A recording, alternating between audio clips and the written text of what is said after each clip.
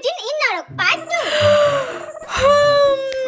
আমি মারা যাওয়ার পর আমি নরকে এসেছি 4 মাস হয়ে গেল, কিন্তু এখানকার জায়গা, এখানকার পরিবেশ আমার একদম ভালো লাগছে না। আমি যদি স্বর্গে যেতে পারতাম কি সুন্দর আমি অপ্সরাদের মতো থাকতাম, এখন আমাকে রাক্ষসের মতো থাকতে হচ্ছে এখানে। না পারি শ্যাম্পু করতে, না পারি স্নান করতে, গা দিয়ে কেমন শুয়োর পচা গন্ধ বেরোচ্ছে, গায়ের গন্ধ শুকলে কেমন বমি পেয়ে যাচ্ছে, ইস মাথায় মনে হয় উকুনও হয়ে গেছে, চুলগুলো কেমন যেন খড়ের মতো হয়ে গেছে। আমার বেস্ট ফ্রেন্ড আর আমি তো একই দিনে মরেছিলাম, কিন্তু ও গেল স্বর্গে আর আমি কেন নরকে এলাম? শালার জমরাত সব পাপ যেন আমাকেই করতে দেখেছে।